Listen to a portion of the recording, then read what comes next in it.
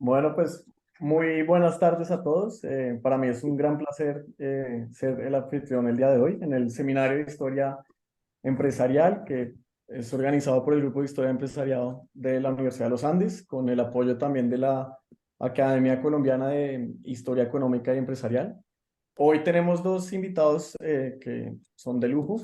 Uno de ellos pues ya estuvo la semana pasada presentando su libro con Sonia Jaimes, titulado Optimismo, Tesón y Labor, Jorge Garcés Borrero, 1899-1944.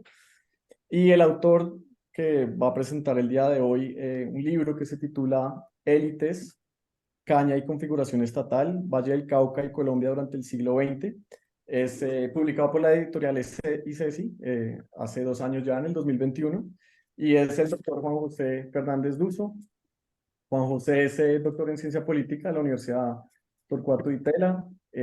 Hizo su pregrado y su posgrado en Economía y Finanzas en la Universidad de ICESI, y sus principales intereses de investigación están relacionados con asuntos de economía política, del desarrollo, de la industrialización, de políticas sociales y redistributivas. Y en este momento se desempeña como profesor de tiempo completo en el Departamento de Estudios Políticos de la Universidad de ICESI, del cual ha sido director, y actualmente se desempeña como director del programa de Ciencia Política. Y el moderador, pues es un gran experto justamente en el Valle del Cauca y en lo que tiene que ver con las élites, que es el profesor Jaime Eduardo Londoño Mota, eh, también de la Universidad ICESI. Es un licenciado en Historia de la Universidad del Valle, especialista en la enseñanza de Ciencias Sociales, magíster en Historia de la Universidad Industrial de Santander y doctor en Historia de América Latina de la Universidad Andina Simón Bolívar, con sede en Quito. Actualmente Jaime se desempeña como profesor de tiempo completo también del Departamento de Estudios Sociales y de la Facultad de Derecho y Ciencias Sociales de la Universidad ICESI. Entonces, pues sin más preámbulos, bienvenidos Juan José y Jaime. Eh, Estamos pues contentos de que la conversación vaya a girar nuevamente en torno a pues las élites caleñas, pero en un periodo posterior al cual Jaime y Sonia trataron en el seminario anterior. Y pues la dinámica es que sea una conversación entre ustedes muy tranquila, pues muy fresca, durante 1 hora más o menos, y al final, en los últimos 20-30 minutos, pues abrimos preguntas al público, y los que quieran hacer alguna pregunta, pues me levantan la mano o escriben en el chat y yo hago la pregunta en ese caso. Entonces, el micrófono es todos de ustedes, así que pues bienvenidos. Bueno, pues empiezo agradeciéndoles por la invitación. Me siento muy contento de estar entre este grupo de historiadores y metí la cucharada en el campo, entonces espero salir bien librado. Ok, Juanjo. Bueno, Juanjo. Ok, Juan José. Primera inquietud que surge, es decir, ¿por qué un economista de pregrado y un politólogo de posgrado decide hacer una investigación en perspectiva histórica y ocuparse de una institución como la CBC, Valle del Cauca? Y en ese sentido, ¿por qué distanciarse de las problemáticas clásicas de la ciencia política, partidos, elecciones, movimientos sociales, etcétera? ¿Qué te llevó a meterte con CBC y no seguir en lo clásico de la ciencia política? Bueno, pues a mí siempre, yo estoy economía, arranqué en la Universidad del Valle. En la Universidad del Valle en ese entonces tenía plan de sumarle la historia a la economía, eh, pero bueno, empezando los estudios, llegó la crisis del 98, que cerró la universidad por casi un año, entonces me vine a hacer una economía distinta, una economía empresarial, que era la alternativa en Cali, acá en la Universidad de ICESI. Y entonces pues, la historia faltó, y lo que necesitaba constantemente era completar la formación propia de la disciplina económica con la dimensión histórica o la reflexión teórica o digamos, la dimensión política de esos asuntos. A mí siempre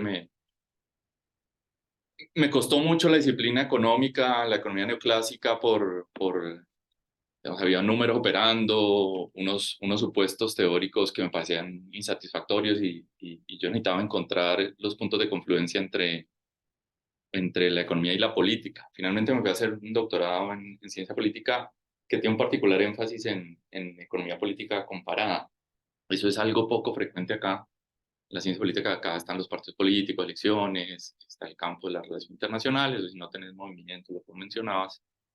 Pero en otros contextos, sin duda, el argentino, mexicano, brasilero también, el subcampo de la economía política es muy fuerte y ahí encontré, digamos, buena parte de los debates que venía necesitando y también de los estudios de caso en perspectiva comparada e histórica que me cautivaron profundamente. El énfasis era además en América Latina.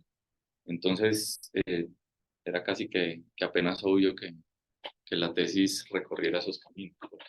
Ok, pero ¿por qué CBC? ¿Pudiste escoger un gremio?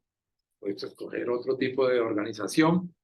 Pero decidiste meterte con una institución como CBC. ¿Dónde llega el momento que dices, voy a estudiar CBC? Pues mira, yo al principio quería abordar una preocupación que es muy propia de la gente que está trabajando en distintos ámbitos de la ciudad para preocupados por la cuestión de la competitividad, la modernización de la ciudad, la atracción del capital. Desde hace unos buenos años tiene la preocupación de que Barranquilla nos sobrepasó y paulatinamente tantas otras ciudades más. La preocupación es cómo convertir a Cali desde estas agendas, ¿no?, en un centro de acumulación de capital atractivo para la inversión extranjera. Yo quería hacer en un principio un ejercicio comparado entre Barranquilla, Medellín y Cali para entender eh, esos distintos procesos. Y la CBC aparecía constantemente cuando exploraba los distintos casos. Finalmente, por múltiples motivos, fui dejando Medellín y Barranquilla de lado, sobre todo pues el hecho de que uno está trabajando y haciendo las vías del tiempo es difícil viajar a tantos lugares. Y me enfoqué en el Valle del Cauca. Y la CBC a todas luces se evidenciaba como la entidad fundamental en los procesos de transformación más significativos, infraestructurales, paisajísticos, productivos no la única, pero fundamental del Valle del Cauca. Entonces está eso, tenía que ser la CBC. Y, y bueno, en la medida en que fui recopilando información se fue haciendo cada vez más evidente que ese fue un motor fundamental de la experiencia. Pero más que construir una historia de la CBC, lo que me interesaba era construir una historia, responder a la pregunta de por qué Cali se fue quedando atrás o el Valle fue quedando atrás. Y después en términos del debate teórico, más politológico que de historia del Valle, una cosa que siempre me ha llamado la atención era el debate sobre la configuración del Estado en Colombia. Por un lado, los casos con, digamos, mayor nivel de desarrollo económico no suelen ser tan atendidos, pero por otro lado es frecuente encontrar interpretaciones del Estado en las clases de pregrado o en los debates más sofisticados del campo, interpretaciones del Estado que me parecían un poco empobrecedoras y difíciles incluso para el ejercicio de la política, para pensar cómo hacer política, cómo transformar. Eh, entonces, la CES es una excusa para hablar de lo que le pasó al Valle, pero también y fundamentalmente es lo que yo sentía, era una excusa para hablar sobre el Estado, cómo pensarlo, cómo se transforma y cómo pensar entonces la política y posibilidades de transformación social y productiva en el país. Ok, ahí estamos claros con eso, pero decides meterte en una perspectiva histórica. Entonces, como un economista con formación en ciencia política de posgrado asume la historia? Sí, porque generalmente las ciencias sociales miran por encima del hombro la historia y todo el mundo dice, no, sí, historia. Y consideran que es muy fácil hacer historia o el quehacer del historiador. Pero en este caso que vas a enfocarte en CBC, que te vas a meter como una estrategia para mirar la configuración del Estado, ¿cómo fue tu acercamiento a la historiografía, a la historia como disciplina? Pues, a ver. Para este trabajo en concreto. Sí, pues empecemos porque no vi del todo, hay cosas ricas de la formación en economía, pero vi un poco la economía buscándole la política al asunto en el campo de la ciencia política. Y a la ciencia política a veces hay que huirle también un poquito porque busca acercarse mucho a como las formas, a las prácticas de la economía, de la disciplina económica. Entonces, pues la historia era un buen lugar. Además, yo probé una casa en donde la filosofía, la antropología estaban en juego. Entonces, digamos, hay formas de pensar operando a lo largo de mi vida que me permiten por lo menos, no sé si me salga bien, pero salir de las fronteras tradicionales de una disciplina. Eh, ¿Qué otras cosas hay? Bueno, digamos, ya para echar el piropo, mi primer ejercicio de investigación fue con Jaime haciendo historia empresarial hace mucho tiempo y lo disfruté tremendamente. Aprendí sobre cómo llevar adelante ese tipo de ejercicios. Pero después está el encuentro con la economía política comparada en el doctorado y ahí, eh, pues hay trabajos, hay autores muy importantes que hablan desde el institucionalismo histórico sobre coyunturas críticas o cambio institucional gradual, como una forma de aproximarse a las transformaciones sociales, eh, tal vez más cuidado, tal vez menos ah, seductor que el de la coyuntura crítica y la posibilidad de explicar o narrar grandes transformaciones. Entonces ya había una formación en el doctorado que me llevaba por ese camino. Buena parte de los cursos de economía política latinoamericana o de configuración estatal abordaron autores que se han hecho esas preguntas, ya sea la configuración del Estado o la transformación de las arenas políticas nacionales desde perspectivas de largo aliento. Entonces están Ruth y David Collier, sí, está Kate Friedling, bueno, ya por ahí se menciona el texto, también está, bueno, qué sé yo, hay un listado grande de autores que tienen una pata que hacen economía política, dicen, hacen economía política comparada, pero tienen una pata en la sociología política y otra en la historia cuando llevan adelante esos ejercicios. Y era lo que yo más disfrutaba de esa formación. Así que, pues, me puse de atrevido. Tenía la sensibilidad, ¿ok? Sí. Pero llega un momento en que tienes que hacer el trabajo de investigación y dentro de eso hacer, pues básicamente, tu diseño documental. Y ese levantamiento documental te lleva, en términos sería lo que se denomina por historiadores muy clásicos, trabajo de archivo. Entonces, ¿cómo fue ese proceso de planificar tu trabajo de archivo? Porque tienes que ir a una organización, tienes que ver actas, tienes que ver otro tipo de documentos. ¿Cómo fue esa experiencia de un politólogo para ir a hacer un trabajo de archivo que un levantamiento documental que digamos, es base de un historiador, lo puede hacer cualquier persona que tenga formación en ciencias sociales, inclusive en otras disciplinas, pero tu experiencia particular en el caso de CDC. Pues mira, yo arranqué, lo primero que hice, por supuesto, fue ir a la CBC, al archivo y a la biblioteca que tienen. Ahí establecí una muy buena relación con Rodrigo, la persona encargada del cuidado de todos estos documentos. Y empecé por hacer una revisión de los distintos documentos que era sobre historia de la organización, los distintos proyectos que llevan adelante. Y luego me metí pasé de la biblioteca al archivo histórico a hacer una revisión de una primera instancia general de los documentos que tenían y de las actas, qué tanto tenían de actas, cómo estaban organizadas y demás. Ese fue el primer acercamiento con la CBC. Luego, después de eso, me alejé unos pocos meses porque mi preocupación fue la de conseguir información suficiente para empezar a construir un capítulo que habla de la configuración estatal en el país. Y yo quería confiar más digamos, apoyarme más en fuentes primarias o información de primera mano que en la bibliografía existente, de manera que iba a ser fundamental. Bueno, en ese ejercicio lo que fue encontrando es que había información muy fragmentada en Bogotá en distintos ámbitos, que iba a ser difícil la cosa, que iba a postergar además demasiado el ejercicio de investigación con la CBC. Entonces, decidí darle más peso a ese capítulo, en ese capítulo sobre la historia de la configuración estatal de Colombia a la literatura, la producción que hay, y eso sí, mantener información de primera mano que conseguí en el departamento administrativo de la presidencia, y pude recabar información y construir información sobre la expansión del cuerpo burocrático y demás. Pero entonces, digamos, me di cuenta que tenía que concentrarme más en el valle y en el vínculo del valle con Bogotá que en la construcción de las burocracias nacionales y con información de primera mano. Entonces ahí volví a la CBC, empecé a establecer vínculos con empleados, con gente que se había jubilado de ahí a partir de recomendaciones que ellos me hicieron, y ahí se dispararon las entrevistas. Tuve la fortuna además de encontrarme con un muy buen libro sobre la historia de la CBC, que es el de los 50 años que hizo la CBC misma. Y la gente que estuvo detrás de esa investigación fue muy generosa ofreciéndome las entrevistas y un montón de documentación que habían articulado para ello. Entonces ahí pude tener en la cabeza el panorama a partir de entrevistas, archivos y relaciones con actores claves en Bogotá. Y eso me llevó a reconocer que el tiempo no es suficiente para hacerlo todo yo solo. Y porque soy atrevido y me meto en el campo, pero soy responsable también, empecé a trabajar con la ayuda de Lina Castaño, que es una historiadora del Valle muy buena, muy capaz, muy competente.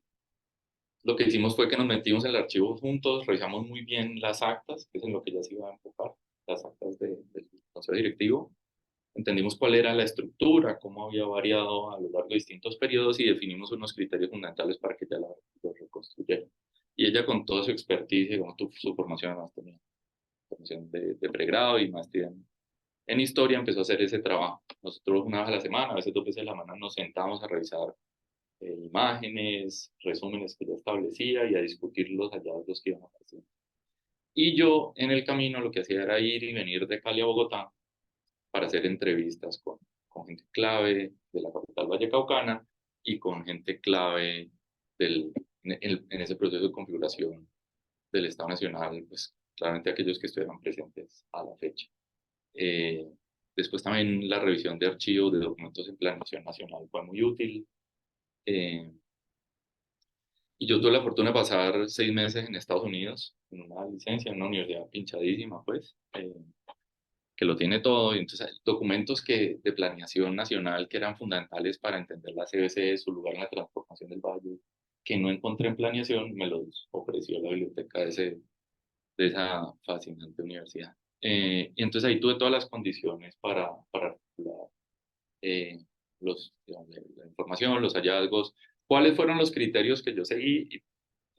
Digamos, en términos del abordaje de los documentos, aprendí mucho, como decía, de lo que trabajamos nosotros hace muchos años, y Lina fue fundamental para ayudar, tanto en entrevistas como archivo. La entrevista la hice yo, pero lo que aprendí haciendo entrevistas con vos, digamos, hace muchos años. Y después, bueno, yo antes de estar en la academia pasé por la empresa y organizaciones distintas, entonces el pragmatismo es fundamental. Entonces había un principio de necesito lo que sea necesario y suficiente para contar esto.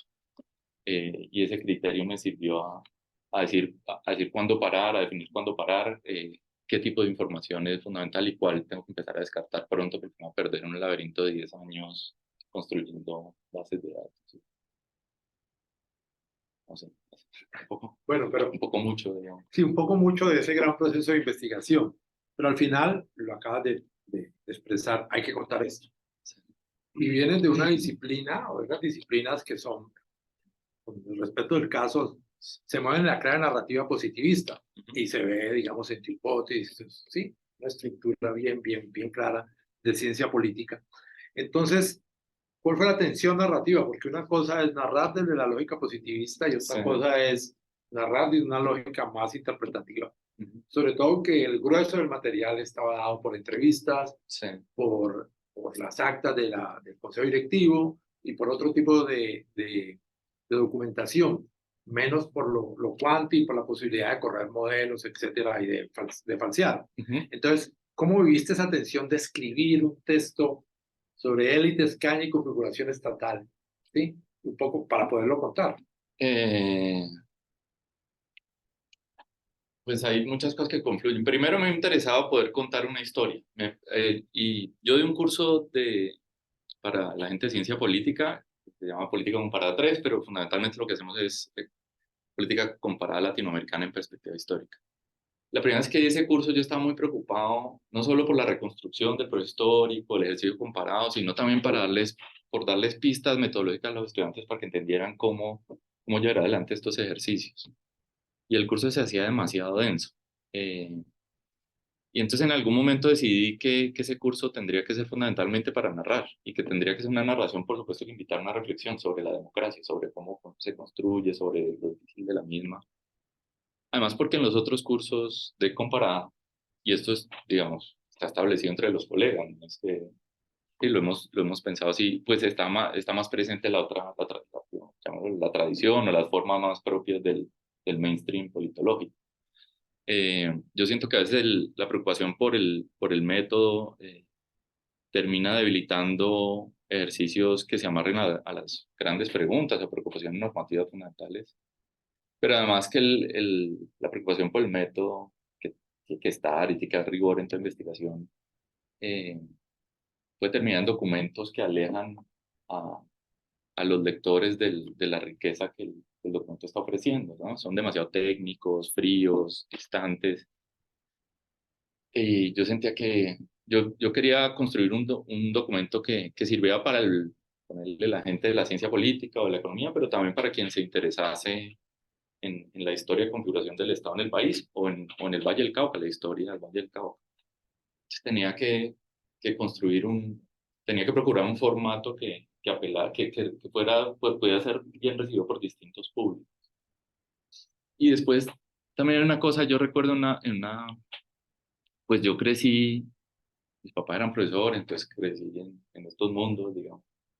Entonces estas discusiones no me eran ajenas y en alguna sentada a comer con Jesús Martín, él lo decía siempre, pues, pero la sentada fue muy insistente esta preocupación por contar. Y él decía, tenemos que contar y contar en sus distintas acepciones, es decir, narrar, pero contar en el sentido que tenemos que ser parte de una discusión fundamental sobre distintos asuntos.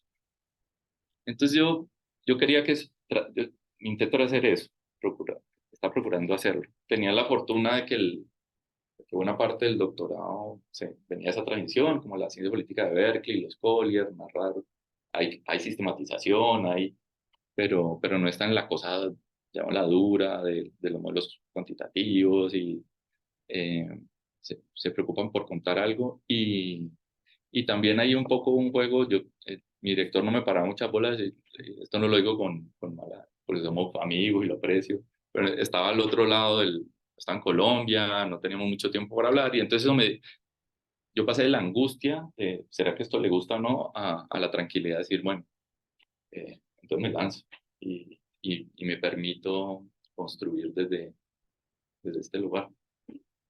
Entonces sí, así fue la cosa. Bueno, pero ahora nos podemos empezar a entrar en el libro. El título. Mm.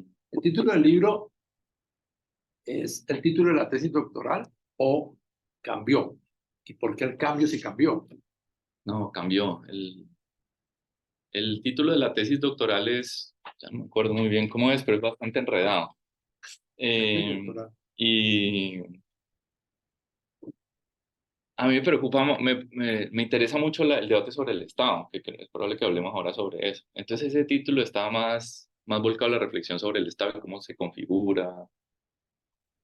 Por supuesto aparecía Colombia, el Valle del Cauca.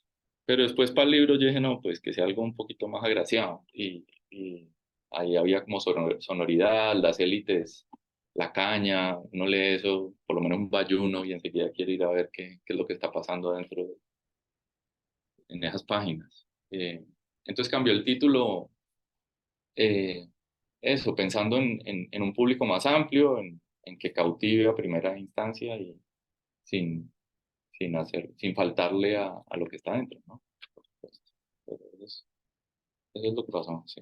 El título de la tesis era. Título de tesis doctoral. Sí.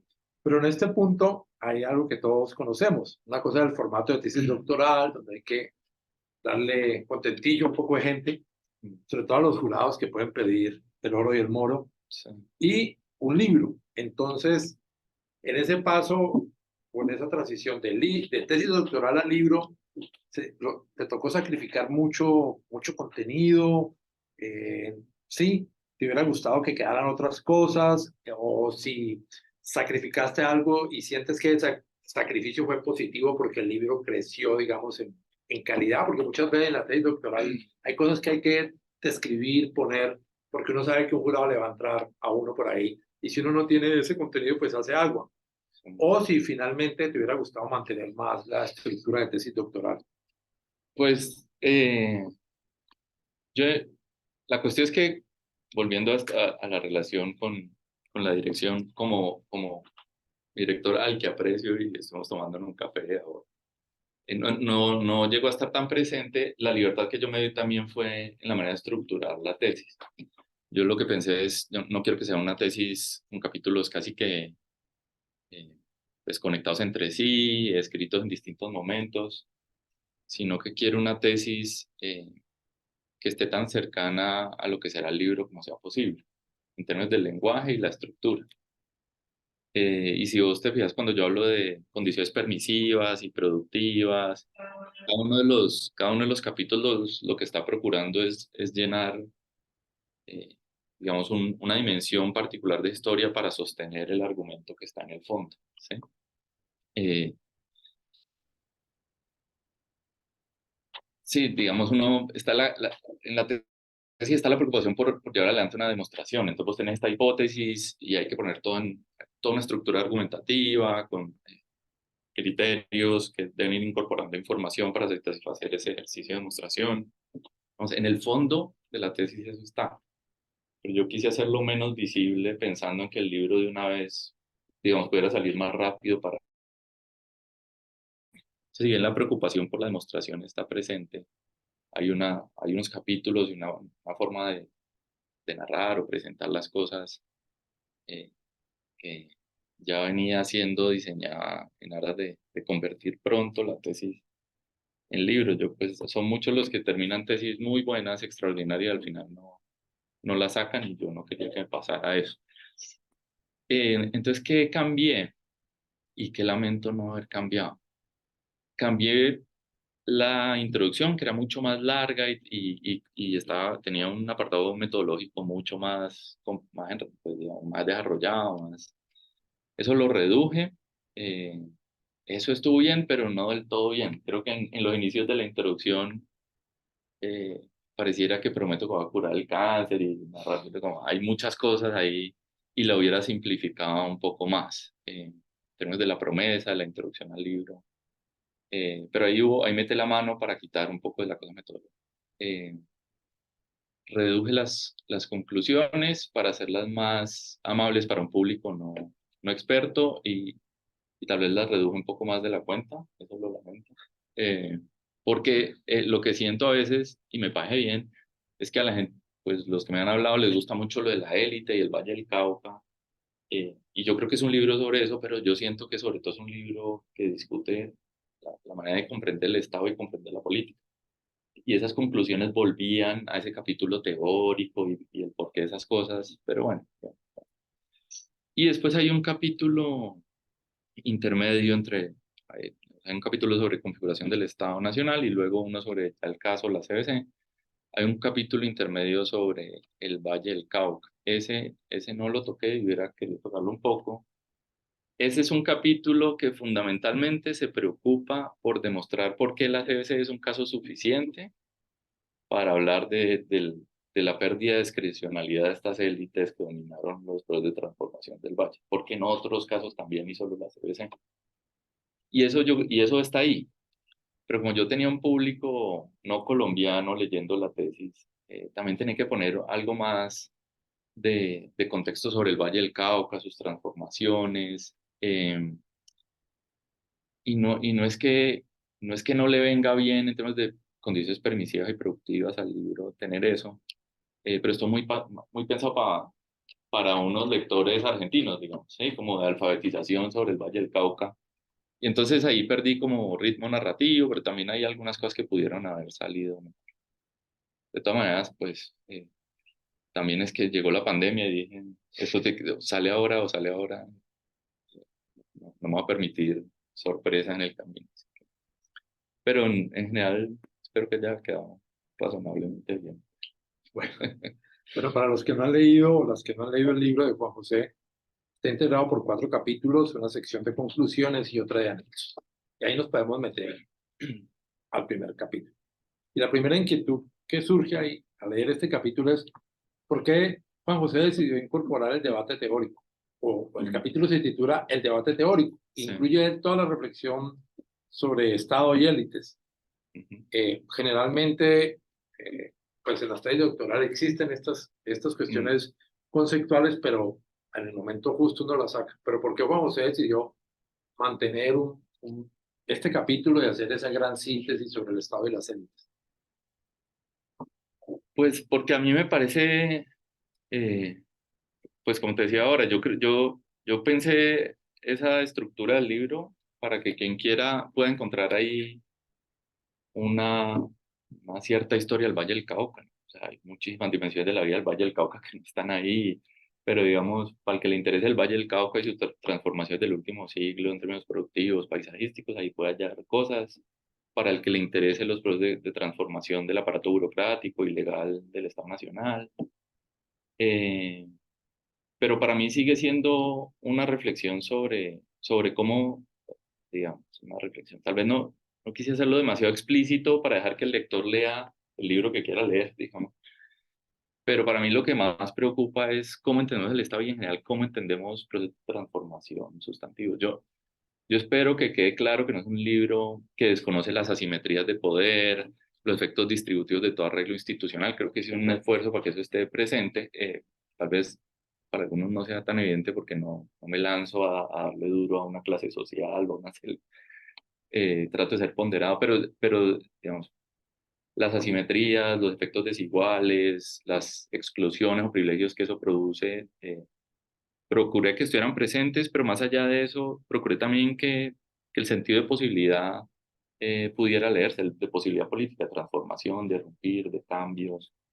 eh, y esto lo digo pensando en estudiantes de pregrado y posgrado que tienen una interpretación, siento yo, limitada de lo que es el Estado, pero también pensando, digamos, esto lo escribí en un momento en que ya la polarización, las tensiones políticas están muy presentes.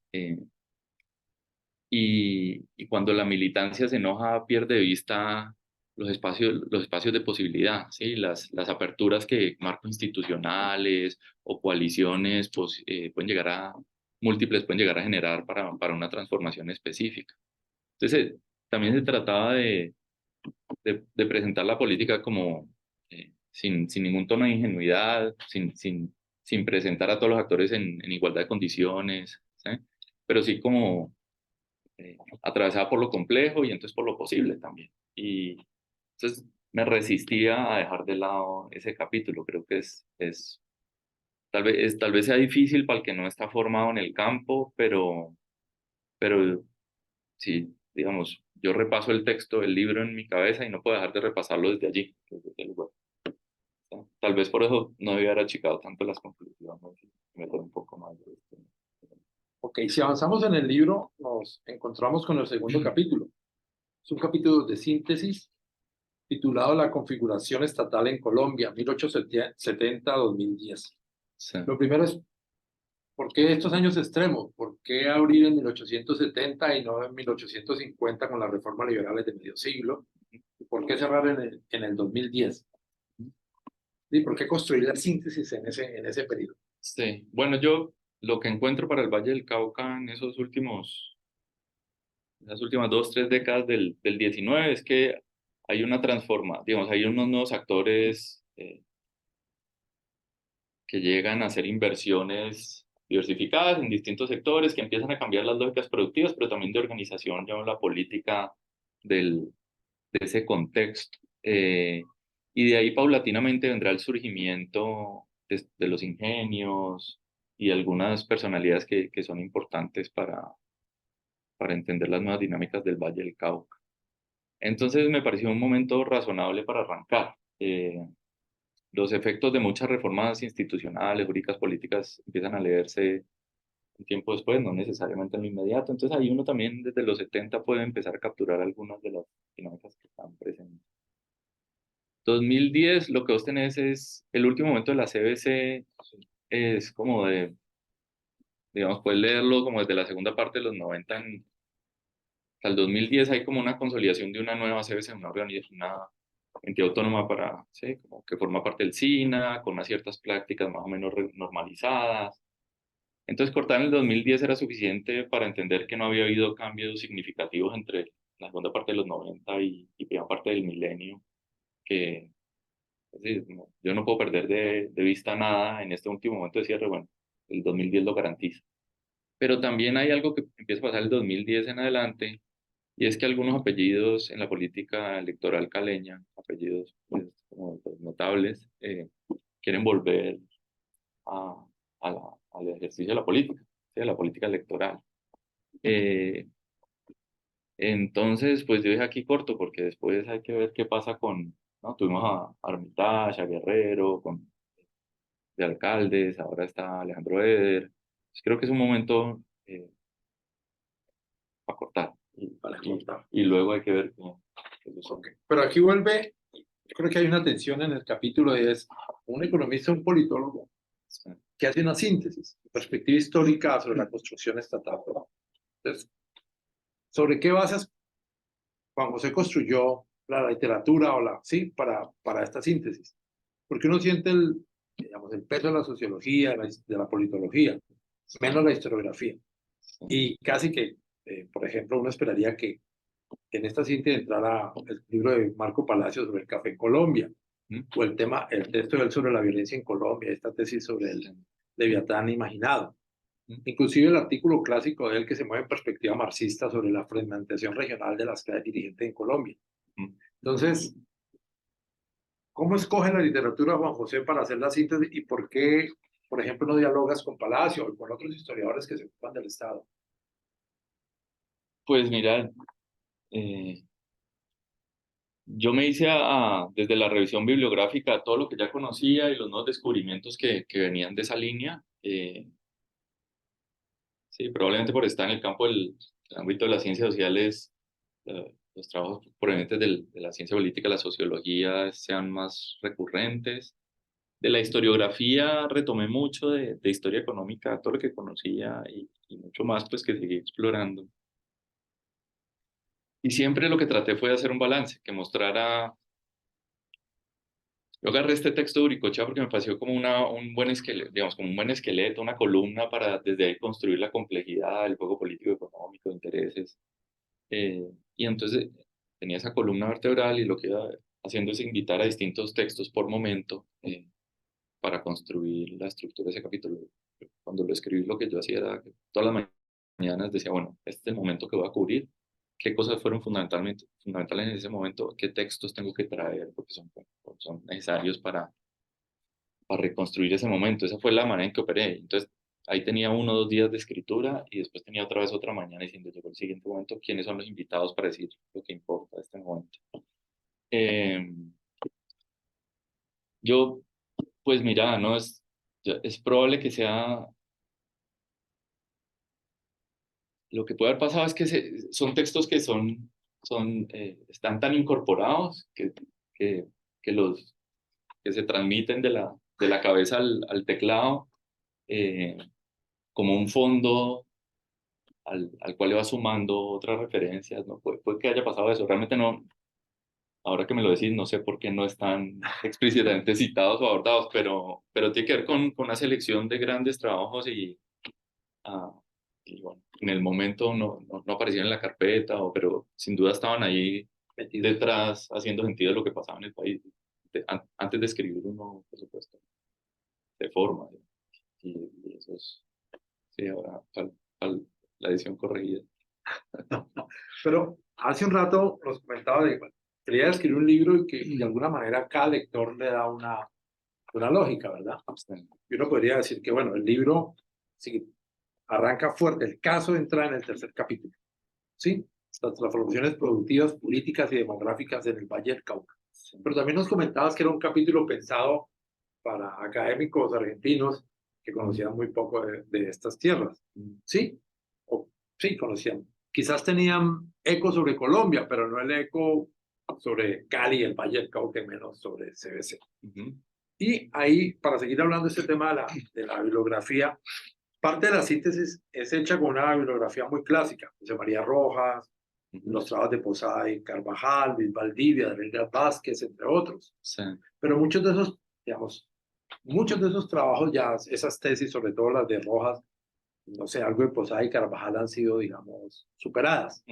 Entonces, de nuevo, ¿por qué, por ejemplo, no está Óscar Almario, el trabajo de Mejía y Moncayo, el trabajo de Humberto Vélez, que habla de es clave para entender es clave para entender la creación del valle, la desconfiguración del Gran Cauca como tal, ¿sí? Y en ese sentido, o otros trabajos más recientes, el de Amy Osner o el de Tim Locke, que ocupa la caña y la modernización. Que ahí también hay una tensión. Entonces, Sí, bueno, de nuevo, ese capítulo importaba mucho para justificar la elección de la CBC como un caso suficiente para hablar de esta retracción de las élites. Y eso está ahí, está en la reconstrucción de lo que era el Estado en el Valle del Cauca, después los principales escenarios para la toma de decisiones que afectaron las realidades del suroccidente, y después con un montón de datos, estos que encontré en planeación en Bogotá, pero que encontré en Estados Unidos, que eran de planeación y planeación, no logré ubicarlos, justificar cómo en efecto la CBC era un caso, pues, apenas pues, para hablar de esto. Lo otro era, de alguna manera, contexto para futuros lectores, pero sobre todo para los argentinos. Y dejé el contexto porque sirve para futuros lectores, para el que quiera como, conocer un poco más el proceso de transformación del valle, poblacional, paisajística, productiva, porque sirve pues para ubicar al lector antes de llegar a la CBC. Pero sobre todo lo hice pensando en ellos, que entendieran un poco la cosa. Y entonces, claro, fue una reconstrucción que surgió como de los recursos que de manera más inmediata tuve a disposición. Entonces yo lamento eso, ¿no? Por ejemplo, lo de Armario, haberlo pasado de vista, lo de Humberto Vélez lo lamenté mucho después de escuchar cómo no. Y después, bueno, después vos me citas está Ofner, ¿no? sí, y Tim Lorek. Pues mira, Lorek, la verdad, ahora voy a conocerlo, digamos. A eso falla mía. Y Ofner es una investigadora relativamente joven Sí. que hizo su tesis doctoral poco antes, o más o menos, como que la terminó un poquito antes de que yo. Es cuando yo iba a la CBC, me acuerdo cuando empecé a ir a la CBC que el Rodrigo me decía, no, acá estuvo durante mucho tiempo viniendo un estudiante de doctorado de Estados Unidos y está haciendo una investigación sobre el desarrollo y estas entidades.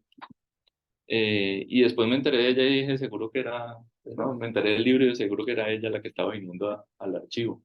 Pero pues no coincidimos ahí y la publicación de su libro sale cuando esto pues estaba pasando de tesis al libro y en medio de un contexto pandémico y demás, entonces realmente sale el libro y ya está, pero es un trabajo sin duda valioso, interesante, pues que me gustaría contactarme con ella, de hecho, para por lo menos discutir asuntos de interés compartidos.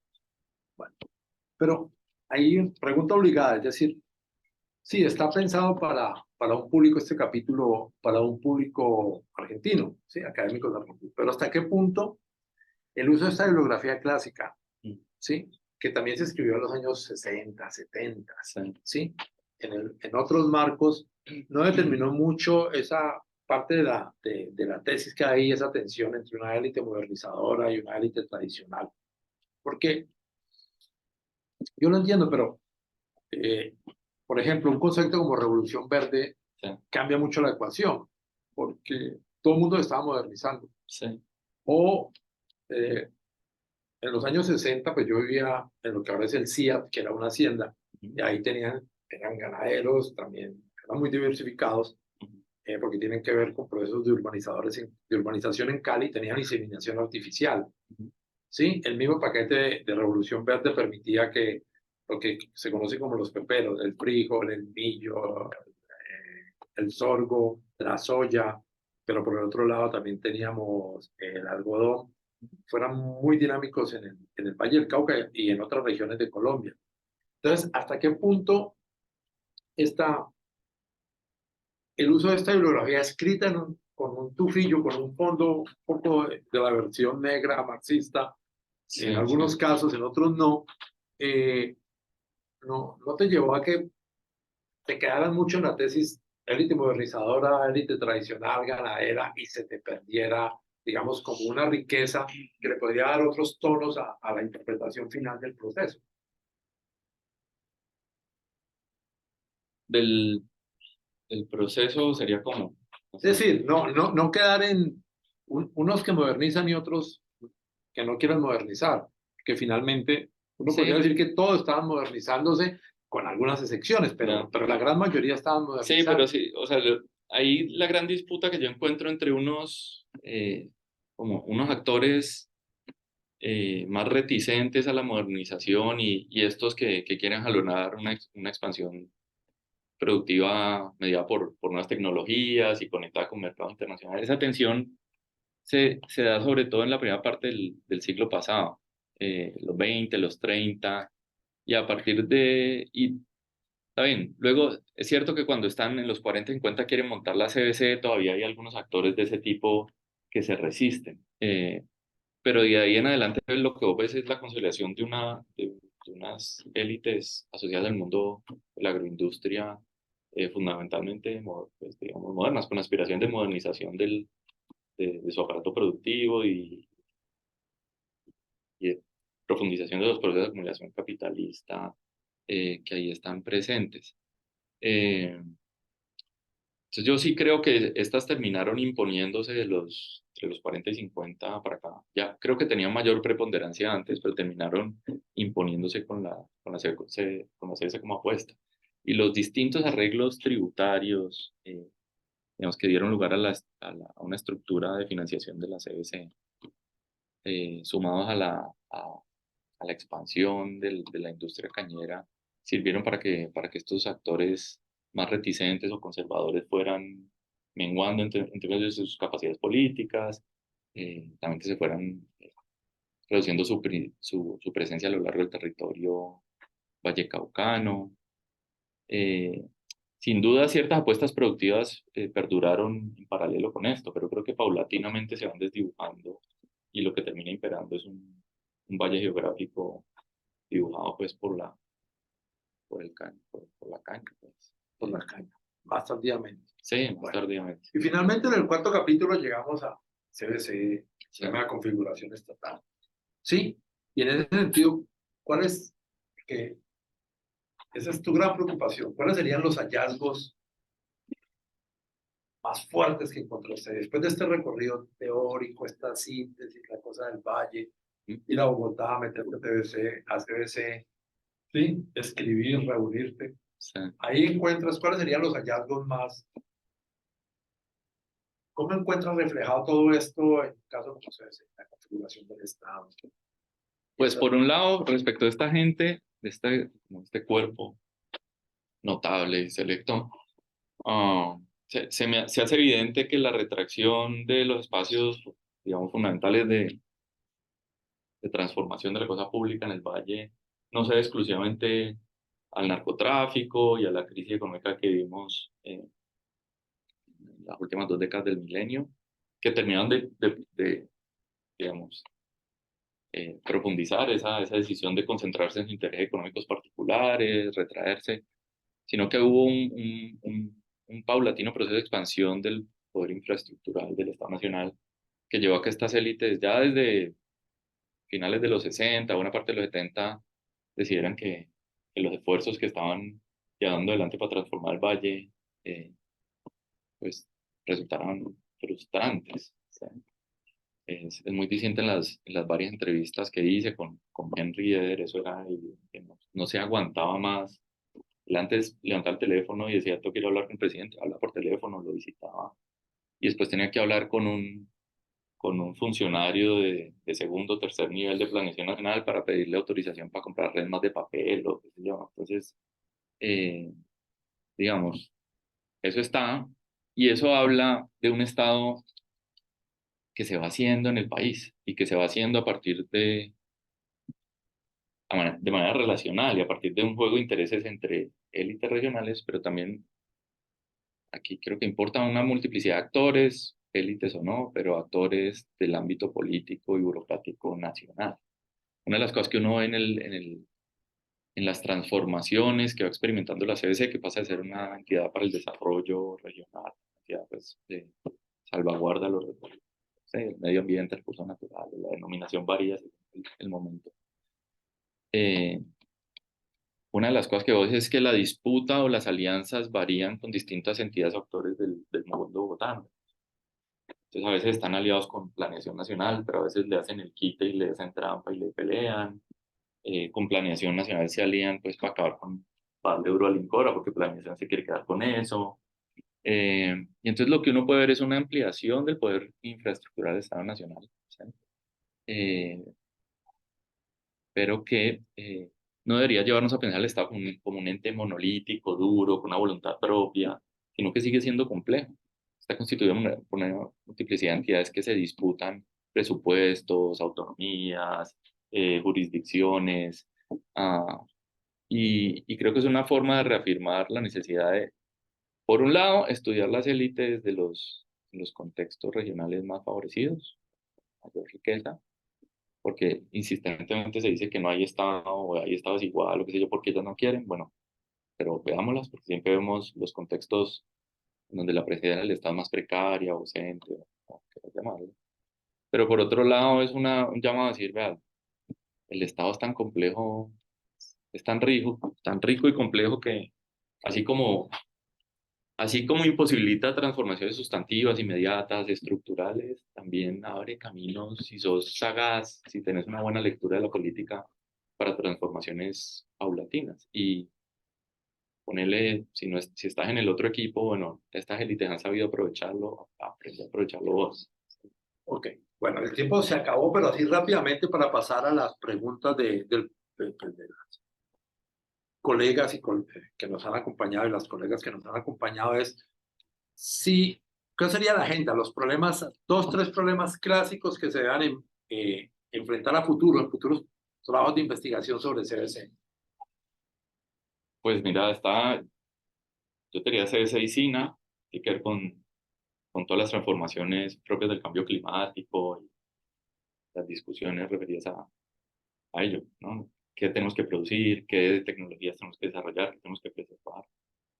Eh, y pues, sí, hacerse eso. Y respecto a la configuración regional, pues está eso también, pero también empezar a pensar mejor las distintas regiones, o si querés llamarlo subregiones del suroccidente, que operan con lógicas políticas diferenciadas, que tienen apuestas productivas que no necesariamente son compartidas. Pensemos en el norte del valle.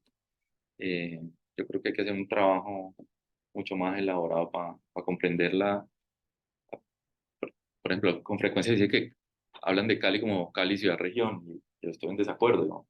Me parece bien Medellín, Bogotá, pero nosotros lo que tenemos una región de ciudades, de subregiones, y eso no es menor a la hora de pensar una serie de políticas públicas de distinta índole, de seguridad, que para el caso del suroccidente es fundamental, contra el narcotráfico, los mexicanos, de desarrollo, de preservación del medio ambiente y de inclusión y de transformación de una región que así como es de rica, es de desigual.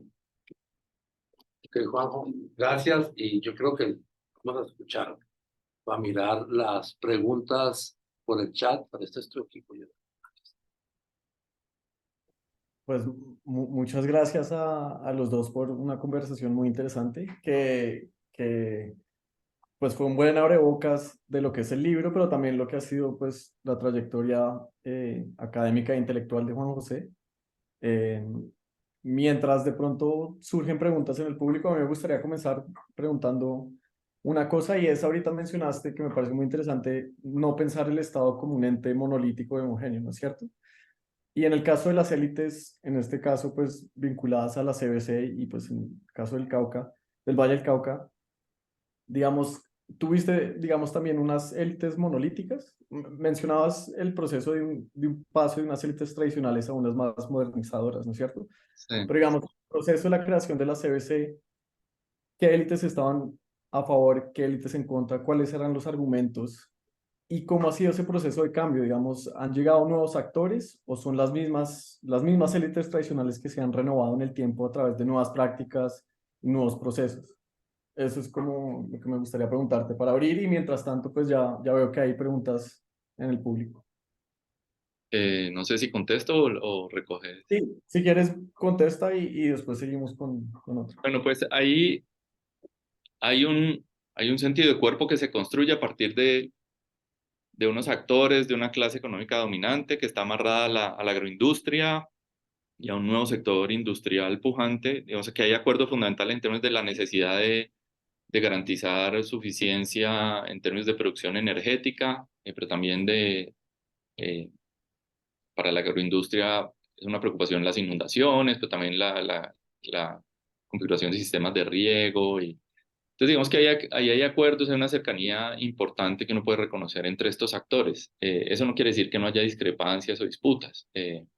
Claro, hay momentos para los cuales uno no puede hacer entrevistas, ya no están, pero las actas te dejan encontrar como un nivel de cohesión importante entre ellas, que en algunos momentos de crisis puede debilitarse. Por ejemplo, en los 90 cuando es evidente que nace el SINA y además que viene la decisión del componente de producción energética de la CBC, pues ahí hay como una nueva generación de estos apellidos que están involucrados en la gestión de la cosa pública, eh, que tal vez más anclados en las nuevas como apuestas o narrativas propias de la agenda neoliberal, dicen, no, el Estado ya no tiene que estar más presente, esta CBC es demasiado poderosa, robusta, y la provisión energética tiene que ser privatizada, ¿no?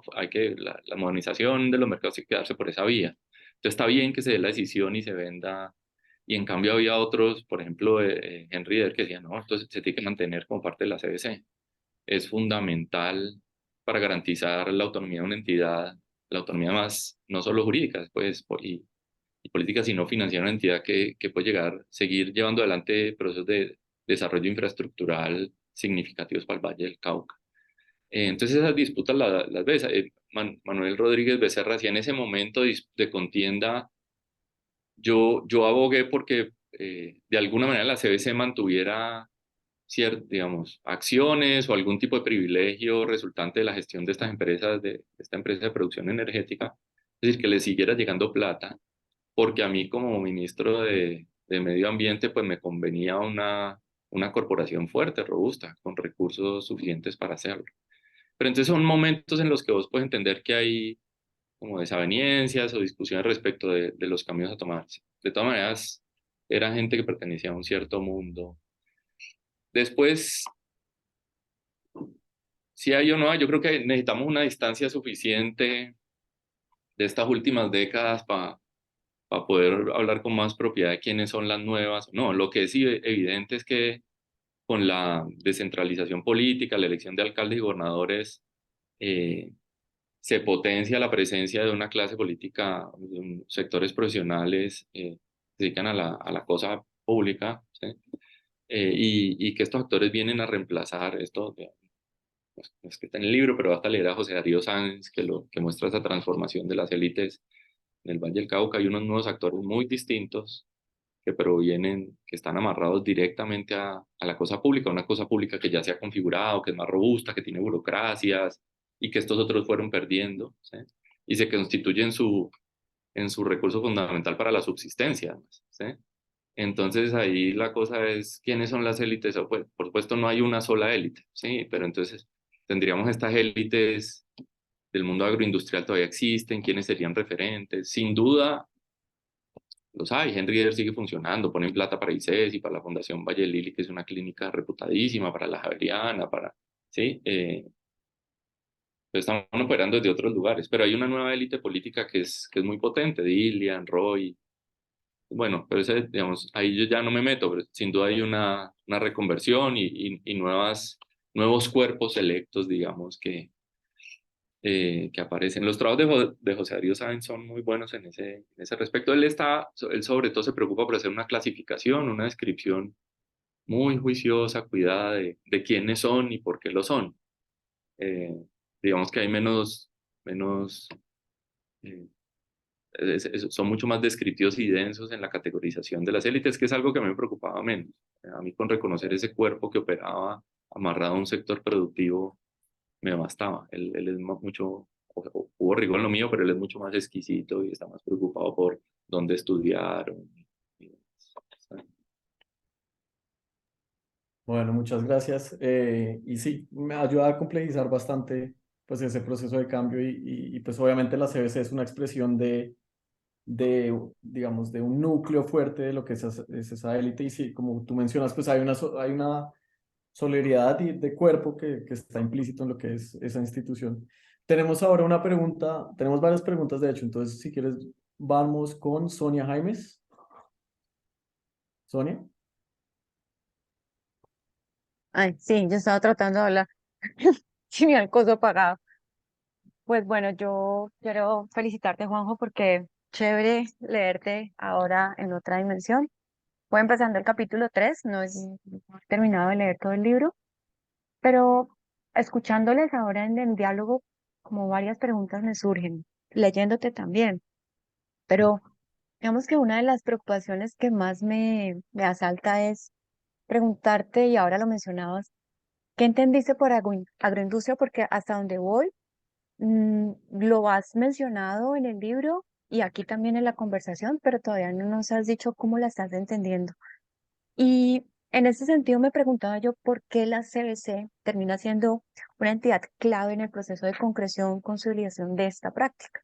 Sí, también me preguntaba yo cómo la CBC se paró en lo que viste frente al sector azucarero, claramente, al cafetero, al ganadero, por lo menos en sus inicios, porque este departamento era fundamentalmente ganadero, al arrocero y, por supuesto, frente al campesinado que no hacía parte de estos engramados de poder político tan fuerte, pero que sí tenía una presencia importante y que en número tienen un peso y que sabemos que la CBC trabaja también con los pequeños agricultores. Entonces, sé que son muchas preguntas eh, y bueno, Y ahí. pues, digamos, ahí lo que uno ve es, eh, hay unos actores, digamos, que son comerciantes, terratenientes, muy activos, finales del 19, inicios del 20, que tienen inversiones diversificadas. Y en algún momento algunos de ellos empiezan a concentrar más esas inversiones, ¿sí? Y pues en parte estas misiones que conocemos que recibe el Valle del Cauca, lo que pretenden es ayudar a esta gente, pues que las invita, ¿no? Invita a los investigadores a que los ayuden a pensar el Valle del Cauca. Son misiones que tratan de ayudarlos a pensar de manera más estratégica sus apuestas de acumulación de capital, ¿sí? Como de modernización productiva. Y de ahí lo que vos ves es que vienen recomendaciones. Una primera recomendó el algodón, llegó un gusano, se lo comió. Ya no somos, ya no es un departamento blanco como pudo haber sido este, es verde. Después llegó la caña. Y lo que vos ves es que hay una concentración de inversiones en ese sector que va dando lugar a una expansión sustantiva de los ingenios y de la tierra cultivada. Cuando yo hablo de agroindustria, fundamentalmente me estoy refiriendo a ese sector, llamémoslo si querés campeón, pues como que se impone ante los demás de manera significativa, hasta con recorrer el Valle del Cauca para ver cómo se adueñó de buena parte del valle geográfico al menos. Entonces hago referencia a ello. Pero por supuesto también hay industriales, como la industria más cercana a Cali, a los principales centros urbanos que cooperan. No me acuerdo qué más. La CBC pues viene de los intereses de estos actores y en ese sentido el campesinado no tiene un rol fundamental en la definición de sus políticas o de sus campos de acción. Lo que vos puedes encontrar en los 50, pero sobre todo en los 60 inicios de los 70 son programas de apoyo como al campesinado. Entonces son los programas, están ahí muy presentes las señoras, ¿no? Las señoras con algunos técnicos que van a trabajar con los campesinos y les enseñan cómo cultivar, cómo preservar las cuencas, cómo desarrollar apuestas productivas de minifundios.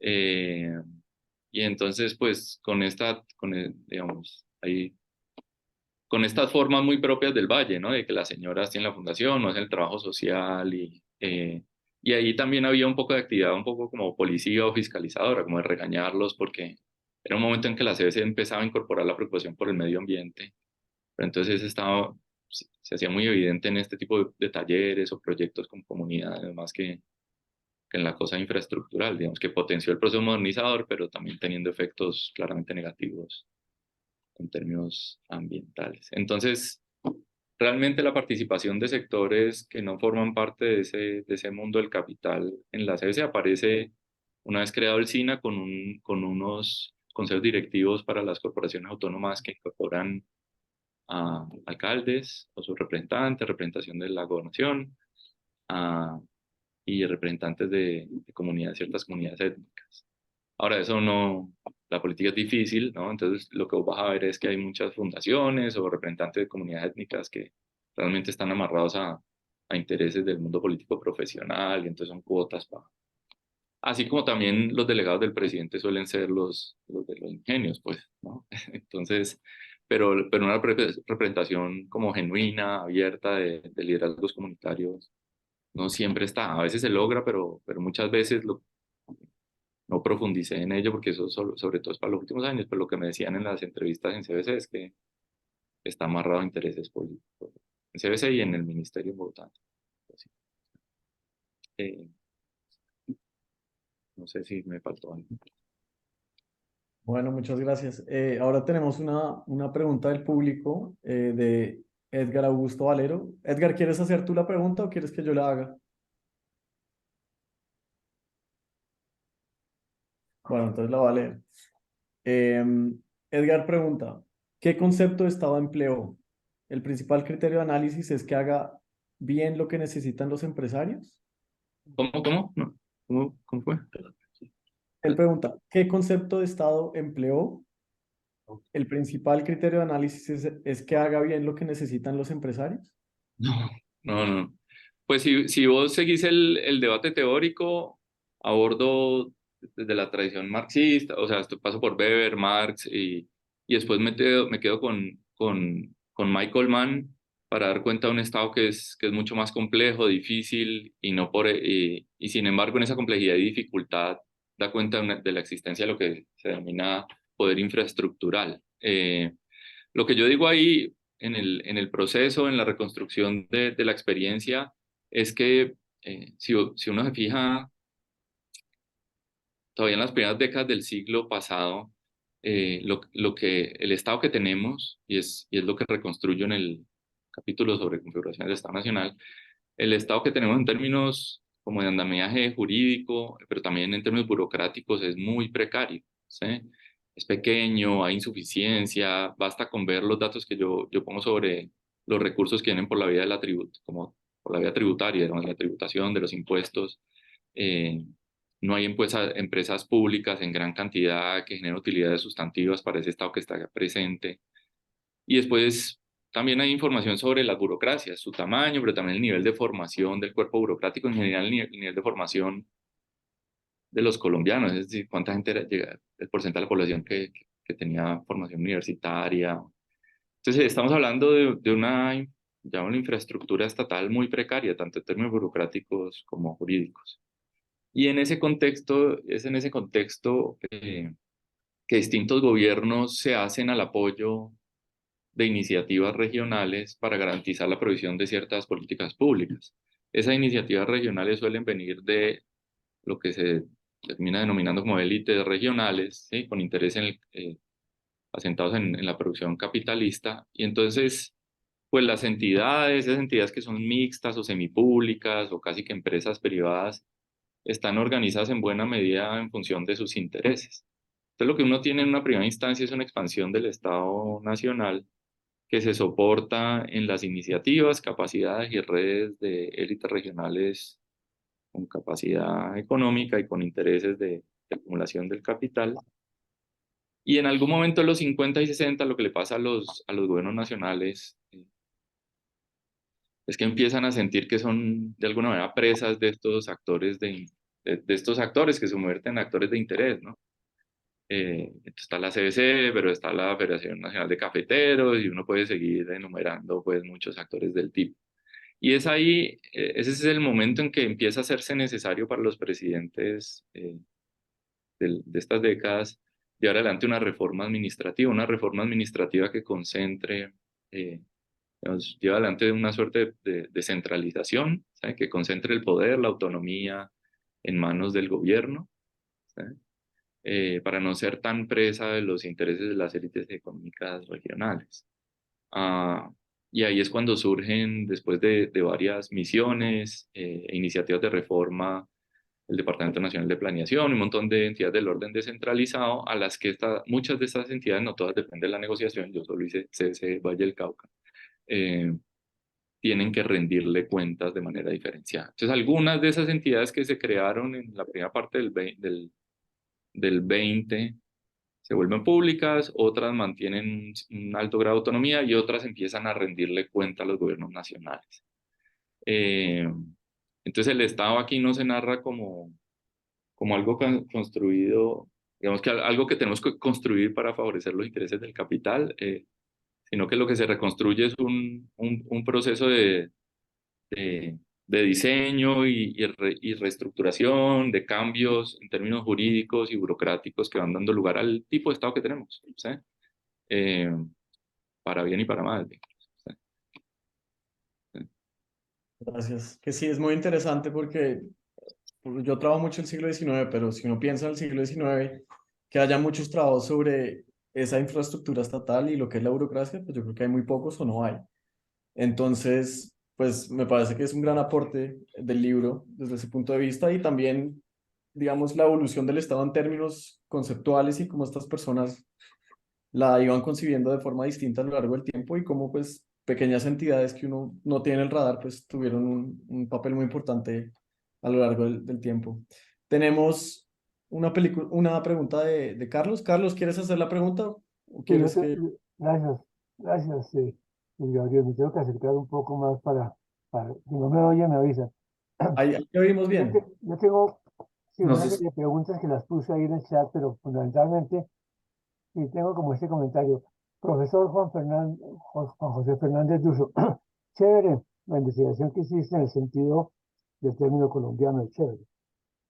Igualmente ingrata también, porque yo sé lo terrible que es escribir un libro y lo fácil que es que uno diga cosas sobre el libro, ¿no es cierto?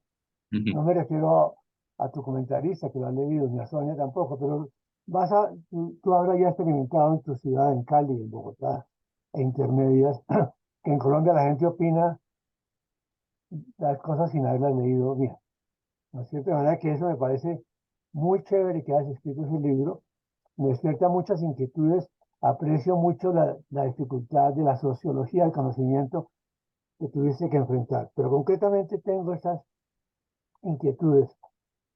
Me parece que en la revisión de la literatura, he mirado en detalle la referencia y tal, sin duda que es interesante, pero a veces es desigual, digamos, es desigual en el sentido que sobre ciertas ondas, momentos y autores trae mucho desarrollo, y sobre otras ondas, momentos y autores, casi que nada.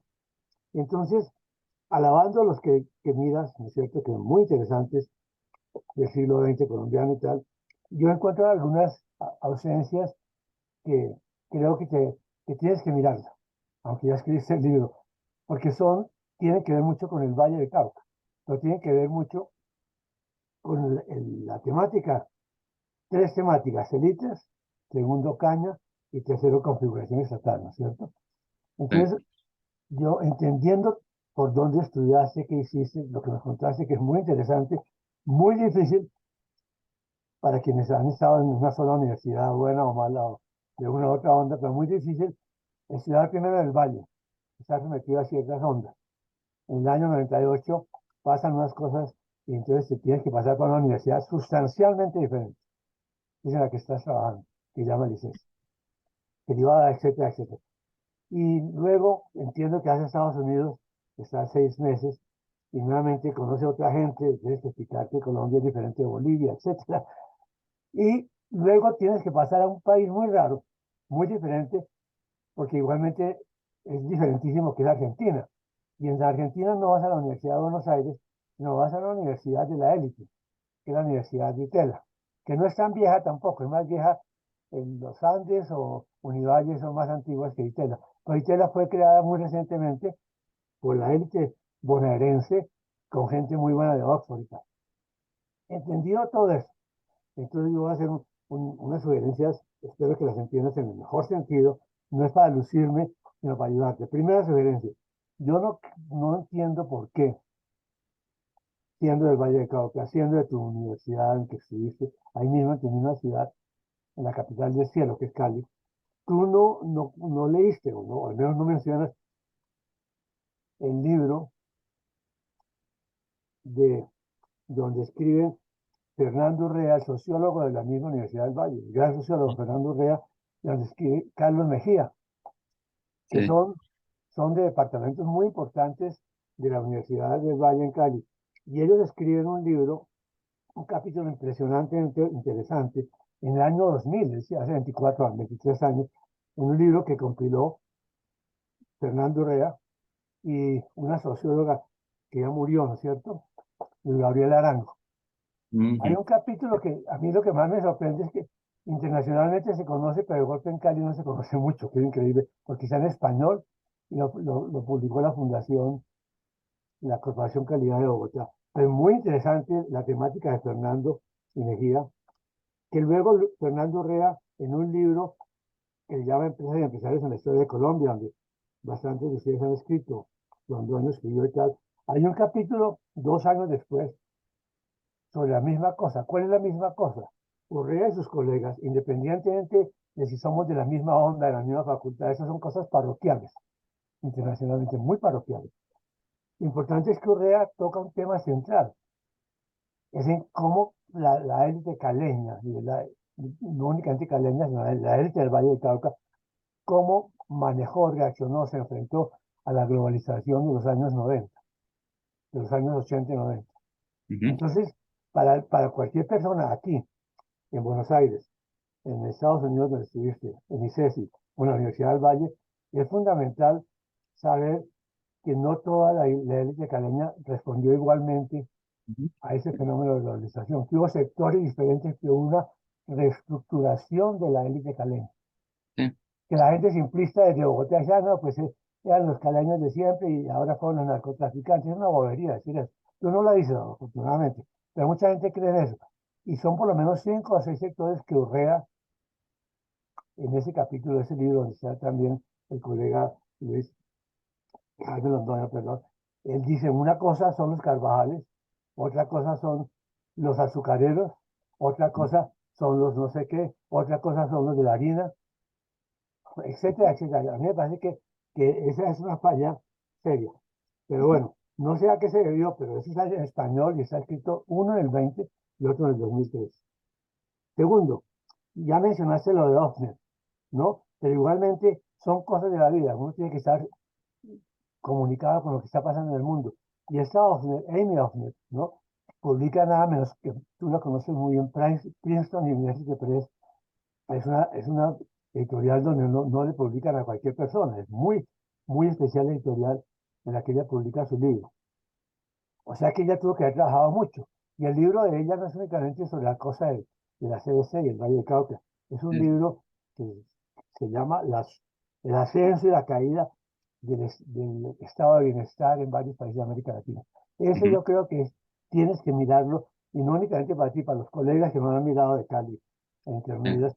Está lleno de información que uno decía, oiga, esta señora tuvo que venir de Estados Unidos, esta mujer, para descubrirnos lo que mis colegas de toda la vida del Valle, de mi Valle, de parte del ICESI, no habían mirado.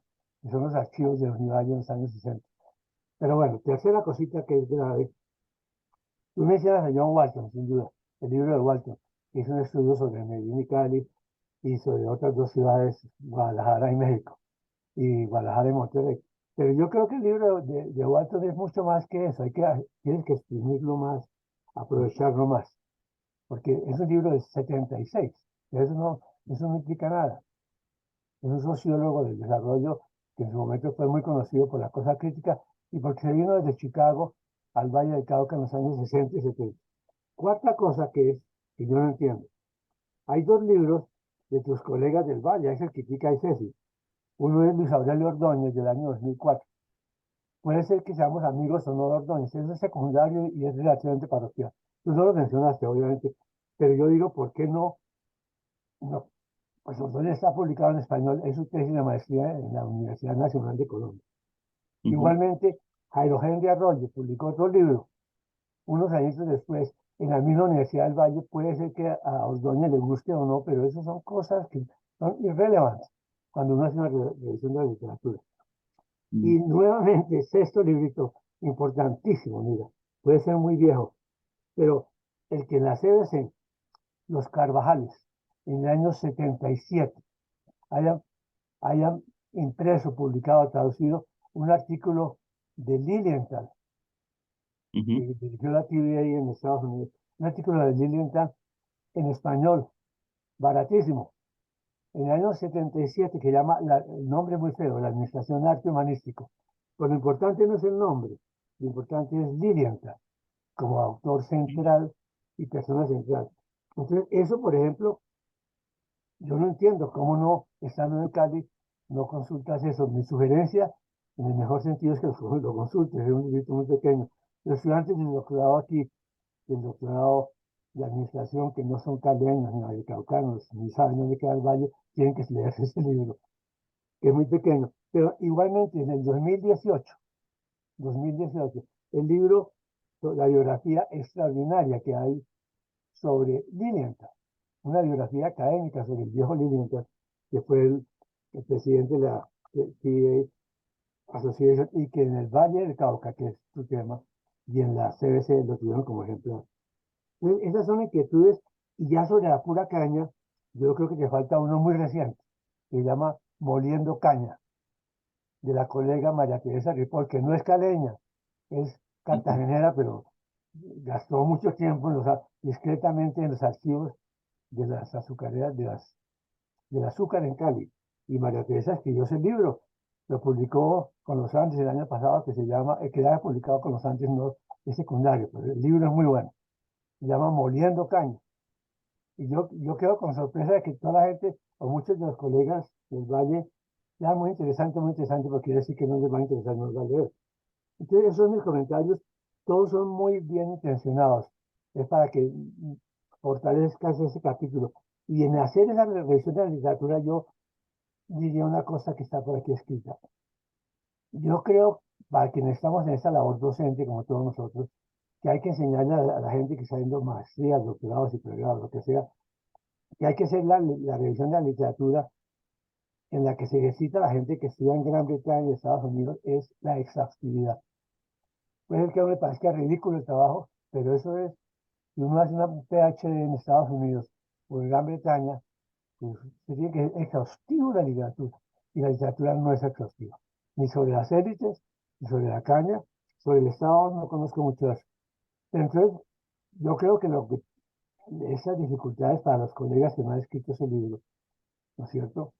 Diferente Jaime y Sonia, que lo conocen, pero para los colegas que dicen, ah, chévere, escribí un libro, pero, pero muy fácil comentarlo, yo no creo. Uno tiene que conocer el campo para poder hacer buenos comentarios. Y yo tengo aprecio, colegaje, no te conozco ni nos vamos a conocer seguramente, por alguien que tiene que complacer. Pero yo creo que uno no debe complacer. Uno debe hacer las cosas bien. Si a la audiencia no le gusta, pues problema de la audiencia. Pero que te demuestren tres públicos muy diferentes. Primero, el público del ICESI, que tiene ciertas características ni buenas ni malas, pero son ciertas. Y el ICESI es una universidad de la élite caleña. Ustedes lo saben todos, pero yo como no estoy en el ICESI, lo puedo decir claramente. Conozco a Pacho Valera, a Pacho, el anterior rector, el fundador, Pacho Piedradita, pero clarísimamente el primer rector del ICESI fue Alfonso Campos Londoño. Y Alfonso Campos Londoño fue el rector del ICESI con un hecho fundamental, que no es un chisme, sino es un hecho sociológico, claro. La élite caleña, que había logrado un montón de cosas a través de la Universidad del Valle, cuando hubo un conflicto estudiantil muy serio en el año 1971, la élite caleña, los Carvajales y todo lo demás, se fueron del Valle, de la Universidad del Valle, cortaron con la Universidad del Valle, ¿no es cierto? Totalmente. Y Sí. solamente vinieron a volver cuando con Luis, con Jaime y otros colegas nos vimos en el lanzamiento del libro sobre don Manuel Carvajal en el año 2016. Entonces, tú tienes que moverte con esa audiencia que es, digamos, el ICES. O Segundo, tú tienes que moverte los que están sentados en Cali, ¿no es cierto?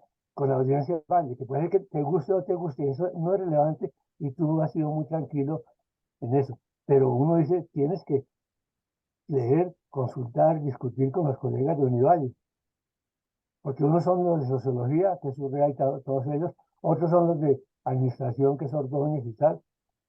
Y, pero fuera de esas audiencias criollas, donde el Valle es sustancialmente diferente del ICES y la Univalle, tú tienes que complacer a una audiencia que es interesante, con no tan especial. Mira desde lejos, que es la audiencia del DITELA. DITELA es una universidad que ya mencionamos algo sobre ella, una universidad argentina, y obviamente los argentinos ignoran si Colombia es igual a Bolivia, obvio.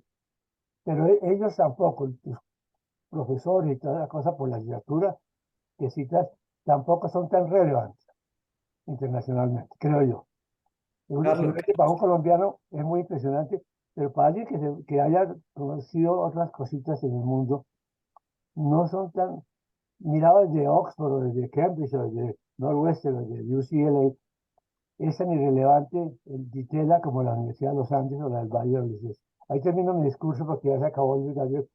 Pero profesor, si sí, podemos hablar en el futuro, eh, tendré gusto en ir sobre esto y es en el mejor sentido de decir, ojalá profesor lea esos, incluya, etcétera, etcétera, esos 6 o 7 trabajos claves. No son boberías, son trabajos claves. Porque el Valle del Cauca fue tan importante que hace unas décadas la gente decía Colombia no es únicamente Medellín. Tenemos que comparar la élite de Medellín con la élite de Cali. Luis Sí. Gabriel, disculpa que me tomé más tiempo, pero aquí corto.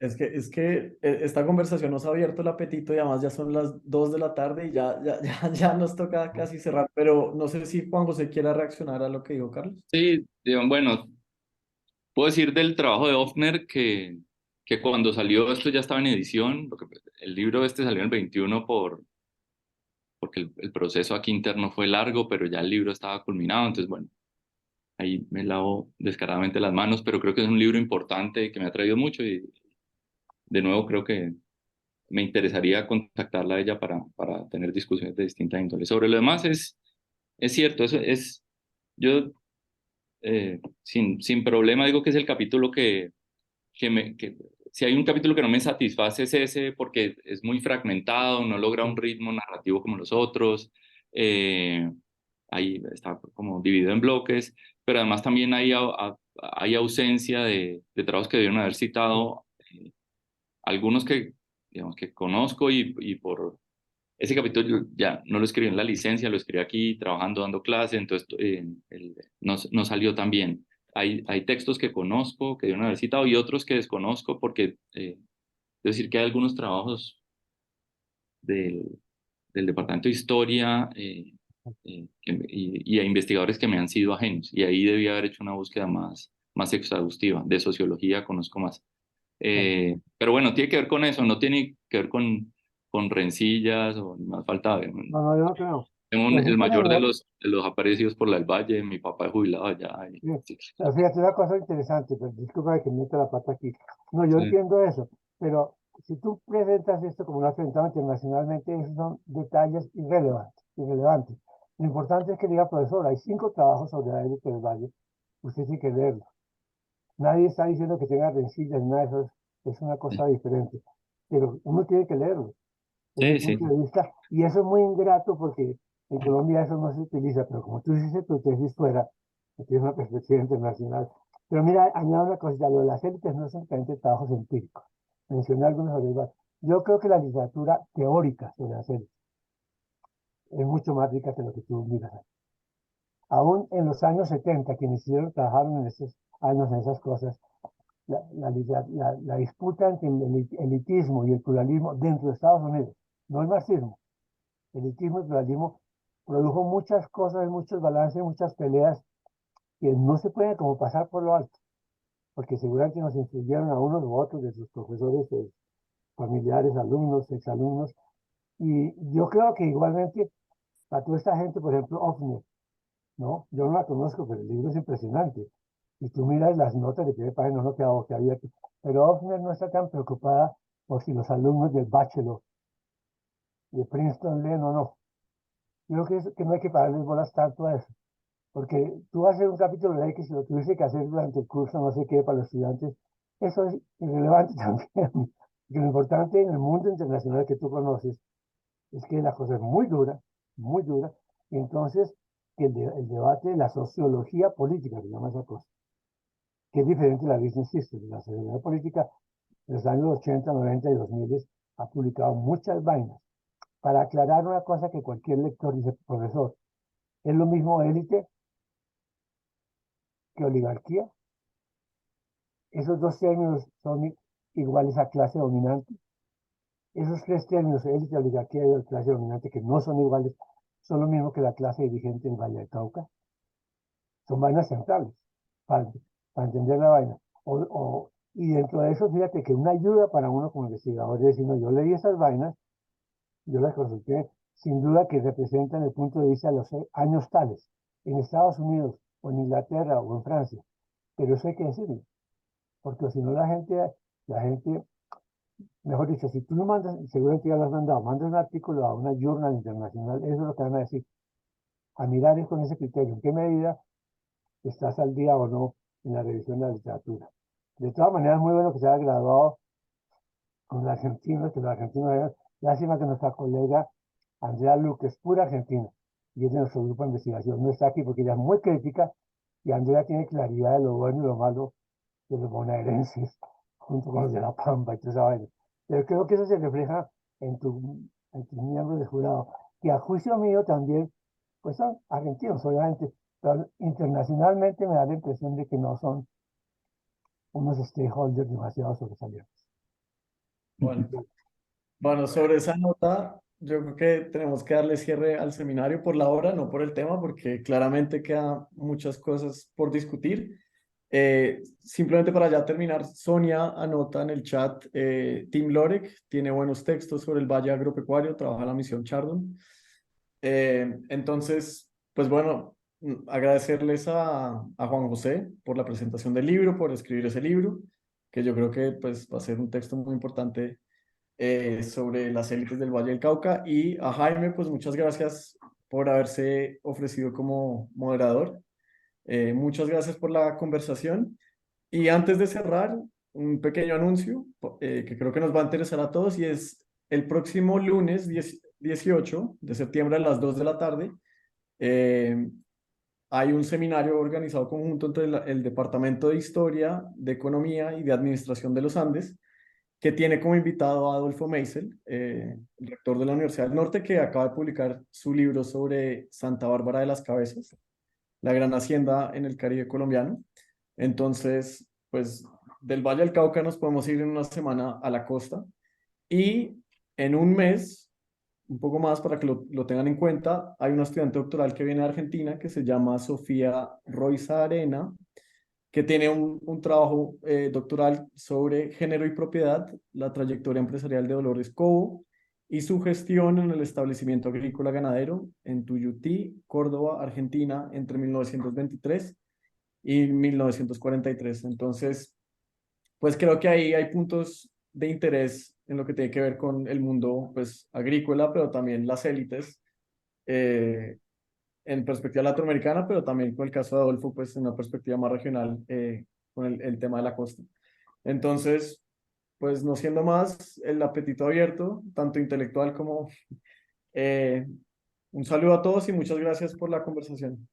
No, muchas gracias a ustedes por la invitación y los comentarios y preguntas. Que estén bien. Chao, Juan Hasta José. luego. Chao, Bueno, chao. Chao a todos, gracias. bueno, bye bye. Por clase.